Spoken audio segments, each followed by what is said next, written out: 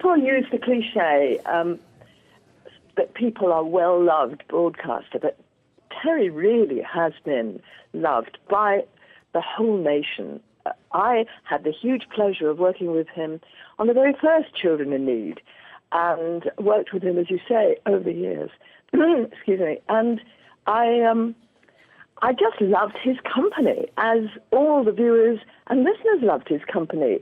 He was funny, witty, a really skilled interviewer, which looked so effortless, but in fact wasn't.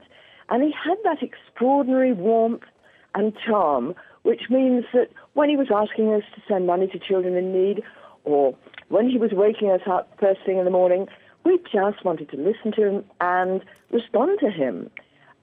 He really has been, they say, a towering figure. Well, I cannot think of anybody who was so influential, so versatile, because although he stayed himself throughout, he was involved in documentaries, he was involved in the Children in Need telethon, he was involved in radio. He just got into everyone's heart. We loved him. We all miss him terribly. We both know, Esther, there are a lot of people on television who appear very nice, but when you actually get to meet them, they're not as nice as their on-screen persona. I'm guessing from what you're saying that really was not the case with Terry, that he was as genuine as he seemed.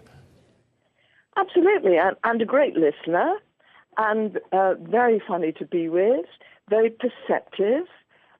He had no illusions about his colleagues, and he worked with the best because everybody wanted to work with him.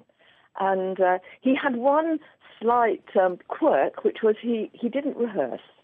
Terry was completely spontaneous, and anybody who wanted to do 20 takes of anything found this a little hard to adjust to, because with Terry he was take one, but take one was always so brilliant that you didn't need the other 19. He really was, you talk about a natural broadcaster, that's what he was. And there was a wonderful moment where they had to render him ineligible for one of the major television awards because he won it year after year after year, and they wanted someone else for once to have the chance. So nobody ever beat him. It feels a little bit odd, Esther, as I'm sat here and sort of soaking up the news the same as everybody is at home this morning, that I can't help but think of Terry, despite the fact it's very sad that he's died, but I'm smiling. I'm smiling away to myself because I just am hearing that voice and reminding myself of that biting, sort of terribly sarcastic humour that he had, that we saw most, of course, in the Eurovision Song Contest.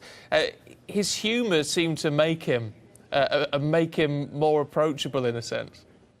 I don't think he was biting or sarcastic. I think he was just amused and amusing. The fact that he didn't take Eurovision desperately seriously, and the fact that he noticed when Greece and Cyprus always voted for each other, or the Eastern Bloc in Europe always voted for each other, that meant he was perceptive. But I've never heard him say anything cruel or malicious or vicious. He was warm, always warm, but he allowed us to share the joke. Yeah. OK.